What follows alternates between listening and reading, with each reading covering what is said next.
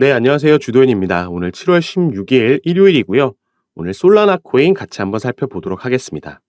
자, 우선 딱 봐도 알 수 있듯이 최근에 차트 흐름이 상당히 좋습니다. 우선 기술적인 부분들을 보시면 바닥을 확인했고요. 그러면서 이 중간에 지나가고 있는 초록색 단기 이평선 라인을 뚫어줬습니다. 그리고 이때 뚫고 나서 조정을 받으면서 올라가는 와중에도 계속해서 여기에 지지를 받고 상승한 걸 확인할 수가 있죠. 그러면서 이 파란색 볼린저 밴드 상단도 뚫어주는 움직임을 여러 번 가져오고 있었고, 최근에 강한 상승력이 나와주면서 이 빨간색 장기 이평선 위로 파란색 단기 이평선이 올라오는, 교차하면서 나오는 골든 크로스까지 나와줬습니다. 그렇기 때문에 차트상으로 봤을 때는 충분히 더 상승 여력이 남아있고, 오늘 시장과 함께 조금 밀린다고 해도 크게 걱정할 게 없다라고 보여지고 있죠. 이렇게 상승하는 와중에도 중간중간 조정을 받으면서 왔기 때문에 또 한 번 조정을 받으면서 간다라고 해도 크게 걱정할 필요가 없는 차트의 흐름이다라고 보시면 되겠습니다. 그래서 솔라나 같은 경우에는 이렇게 35,000원까지 올라온 게 상당히 오랜만이죠. 이 작년 11월 달에 이 FTX 코인 시장의 가장 큰 악재라고 볼 수 있었던 사태가 터지면서 쭉 폭포수처럼 흘려나왔고, 바닥을 2023년 확인하고 나서 끌어올렸지만 이때도 35,000원까지 가지는 못했었는데요. 일단 여기서 당분간 더 크게 치고 올라가지 않는다라고 해도, 횡보하면서 이 박스권만 만들어준다라고 해도 이 부분을 일단 이 매물대를 소화하고 나면 다시 한번 이 FTX 사태 전 시세를 회복할 수 있겠다라고 볼 수 있겠습니다.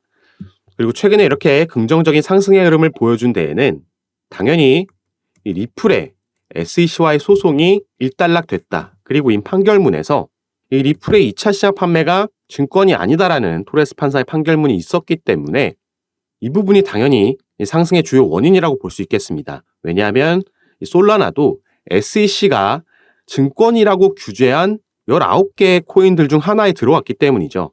이 리플이 일단 2차 시장 판매, 우리 개인들에게 판매를 XRP는 증권이 아니다라는 판결문을 받아냈기 때문에 여기에 속해 있는 코인들도 증권이 아니다라는 같은 판결을 받아낼 수가 있겠죠. 이런 기대감이 일단 형성이 되면서 상승력을 만들어내고 있는 거고, 애초부터 솔라나 같은 경우에는 충분히 그 기술력과 플랫폼 그리고 미래 전망까지 인정을 받고 있었던 코인이기 때문에 더욱더 긍정적인 흐름을 조금 더 이어갈 수 있겠다라고 볼 수 있겠습니다.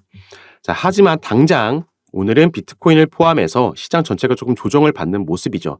특히나 비트코인이 최근 여러 호재에도 불구하고 다시 4천만 원이 아닌 3,900만 원까지 뚫리면서 조정을 받고 있는 모양새인데요. 자, 여기에는 당연히 이럴 수밖에 없는 악재, 이 투자자들의 공포 심리를 생산할 수밖에 없는 이 소식이 최근에 전해졌기 때문에 이런 모양새를 보이고 있다라고 이해할 수 있겠습니다.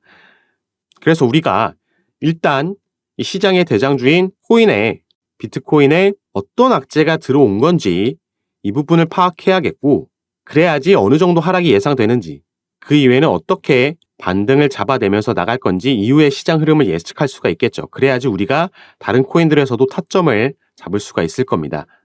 그래서 오늘 영상에서는 이 부분 간단하게 설명드리고, 이 솔라나의 개별적인 이슈가 아니더라도 상당히 중요한 부분이기 때문에 이 부분 함께 보시고 오늘 영상 마무리하도록 하겠습니다. 자, 그래서 먼저 이 부분부터 같이 살펴볼 겁니다. 우선 이번 주 수요일 날 소비자 물가지수가 발표됐습니다. CPI가 발표가 됐고요. 다음 날 신규 실업 수당 청구 건수 그리고 생산자 물가지수 PPI까지 발표가 됐죠. 그리고 이 중요한 경제 지표들이 모두 이 시장의 예측치보다 긍정적인 수치가 발표됐습니다. 이전 달 소비자 물가지수 같은 경우에는 4%를 기록했었고, 그래서 이번 달 시장의 예측치는 3.1%였죠. 그런데 사실 이 수치가 발표되기 전까지만 해도 대부분의 시장 투자자들은 3.1%보다 높은 수치가 나올 거다. 인플레이션이 둔화되고는 있지만 그 속도가 줄었을 거다라고 예상을 했습니다. 그렇기 때문에 그전부터 약보합 형태를 보이면서 이 관망세를 보이는 와중에도 이 공포 심리가 여기에 있었다라고 볼 수 있겠죠. 그런데 실제로 발표된 수치를 보니까 오히려 예측치보다 낮은, 확실하게 인플레이션이 둔화되고 있다라는 움직임을 수치로 우리가 확인할 수가 있었고, 더 중요한 근원 CPI도 상당히 긍정적인 수치가 발표가 됐습니다. 그렇기 때문에 사실 미국의 주식시장 3대 지수 모두 상승 마감을 하면서 반등을 만들어냈는데, 자, 비트코인은 그러지 못했었죠. 통상적으로 미국의 3대 지수 중에서도 나스닥과 커플링화되는 모습을 보여주는 코인 시장인데, 자, 이번에 디커플링화되는 모습을 보여준 이유는 바로 비트코인 개별적으로 악재가 있었기 때문입니다. 그리고 바로 그 악재가 이 부분인데요. 자, 기사 제목에도 나와 있듯이 미국의 CPI 소비자 물가지수가 둔화됐음을 확인했음에도 비트코인은 박스권에서 탈출을 실패했고 오히려 바닥으로 하방으로 자리를 잡았다라는 거죠. 그리고 거기에 가장 큰 이유는 바로 이 부분입니다. 미국 정부의 지갑에서 비트코인 9,000개가 이동한 게 포착이 됐다라는 겁니다. 비트코인 9,000개는 현재 시세로 3억 달러 규모, 상당히 큰 규모고요. 이게 어디서 나왔냐? 바로 실크로드에서 압수했던 범죄 수익이라는 겁니다. 그래서 이걸 연내 매도 예정인데, 자, 이 실크로드에서 압수한 범죄 수익이 작년 11월 달 얘기였죠. 그리고 이걸 이미 올해 3월에 한번 매도를 비슷한 물량을 진행했었습니다. 그렇기 때문에 이전에 이런 전례가 있기 때문에 지갑에서 이동된 게 포착이 되니까 또 한 번 이들이 이 물량을 매도하려고 하는구나 라고 시장이 지금 예측하고 있기 때문에 하방 압력을 받고 있는 거죠. 그런데 중요한 건요. 우리가 비트코인의 차트를 3월 달을 봤을 때 3월 달이 처음으로 범죄 수익 물량을 매도한 때인데, 자, 보시면, 자, 이때가 3월이죠. 미국 정부 월렛에서 매도를 했을 때 하락세를 보이긴 했지만 다행히 빨간색 장기 이평선의 지지를 받고 나서 오히려 한 달간 상승한 모습을 확인할 수가 있습니다. 그리고 현재 상황은 리플도 최근 SEC와의 소송에서 거의 승리에 가까운 결과를 받아냈고, 블랙록을 포함한 여러 미국 월가의 대형 기업들이 비트코인 현물 ETF를 신청해 놓은 상태죠. 한번 SEC에서 거절당했지만 이 거절한 사유에 대해서 수정 보완해서 재신청해 놓은 상태입니다. 그렇기 때문에 어느 때보다 이 승인의 확률이 높다라고 볼 수 있는 거고, 이 같은 맥락에서 미국의 월가 기업들, 피델리티를 포함해서 6개의 기업들이 만든 거래소죠. EDX 마켓도 최근 거래를 시작했다라는 점, 그리고 파월 의장도 최근 연설에서 코인을 하나의 화폐로 인정하는 멘트를 했다라는 이런 여러 호재들이 아직 시장에 남아있기 때문에 지금 투자자들이 걱정하고 있는 미국 정부에서의 비트코인 매도, 요게 진행되고 나서 끝나고 나면 우리가 바닥을 확인할 거고요. 그리고 나서 오히려 더 큰 반등을 만들어낼 수 있는 재료들이 살아있다고 볼 수 있겠습니다. 그래서 우리는 요 타점을 잘 잡고 들어가는 게 중요하겠죠. 시장이 이렇게 움직인다라면은 다른 알트코인들도 비슷한 움직임을 가져올 수 있다라고 볼 수 있겠고요. 그럴 때는 우리가 시가총액이 작은 세력들이 들어온 작전 코인들보다 그때는 세력들이 이런 작은 코인에서 굳이 작전을 펼치지 않아도 비트코인을 포함한 대형 알트코인들이 상승 흐름으로 움직여 줄 거기 때문에, 그리고 우리가 기다리고 있는 내년 비트코인 반감기 때 그때도 마찬가지로 이런 움직임을 보여줄 거기 때문에 그때 시장 상황에 맞게 우리가 종목을 선정하고 단가를 잘 잡고 들어가야 된다라고 말씀을 드리는 겁니다. 이 반감기라는 건 비트코인 생산량이 반으로 줄어들기 때문에 그만큼 가치가 올라가면서 대세 상승장이 나오는 그 사이클을 의미하는 거죠. 이게 4년에 한 번씩 돌아오고, 그렇기 때문에 이 반감기가 돌아오는 게 2024년 현재 4월로 예상되고 있습니다. 이 전부터 시장이 어떤 흐름을 차트를 그려가냐도 중요한 거고, 우리가 어느 매수가를 가지고 있냐, 평균 단가를 가지고 있냐가 중요하겠죠.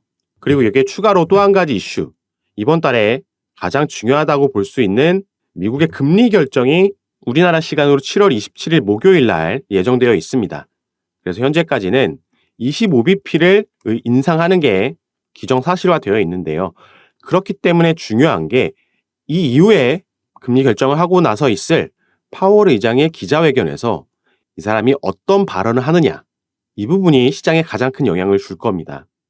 현재 시장은 최근에 이 소비자 물가지수가 긍정적으로 인플레이션이 둔화되고 있는 움직임을 확인했기 때문에 저번에 파월 의장이 의중을 내비쳤던 것처럼 연내 2번의 추가 인상을 하겠다라고 했었는데, 자, 이게 2번이 아니라 한 번으로, 그러니까 이번 달 27일 날 한 번 25bp 인상하고 연내 추가 인상이 없을 수도 있다라는 기대감을 지금 가지고 있습니다.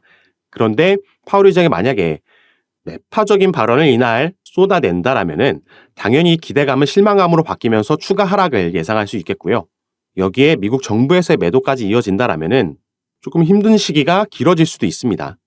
그래서 최대한 이번 달은 이렇게 버티는 국면으로 갈 공산이 크고, 그 이후에 우리가 바닥을 확인하고 나서 다시 말씀드리지만 반등이 나왔을 때 이 매수 타점을 저가에서 잡고 가는 게 가장 핵심 포인트가 되겠죠. 그래서 이런 부분 제가 전부 카톡방에서 무료로 여러분들 보유하고 계신 코인들 그리고 포트폴리오 보면서 현재 상황에 맞게 잡아드릴 거니까요. 여러분들을 위해 보이시는 제 전화번호 010-4951-8464번 제 전화번호로 숫자 4라고 문자 보내주시면요.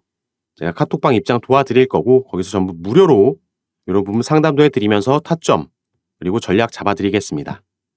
시장이 주말 사이에 조금 밀리고 있다라고 해서 너무 불안해하시고 걱정하실 필요 없고요. 이런 부분 같이 투자하시는 분들과 함께 하시면서 정보도 가장 빠르게 받아보시고 제가 드리는 타점 그리고 종목들 받아보시면서 최대한 빠르게 수익 전환하셔서 재밌게 오래 코인 시장에서 함께 투자하실 수 있었으면 좋겠습니다.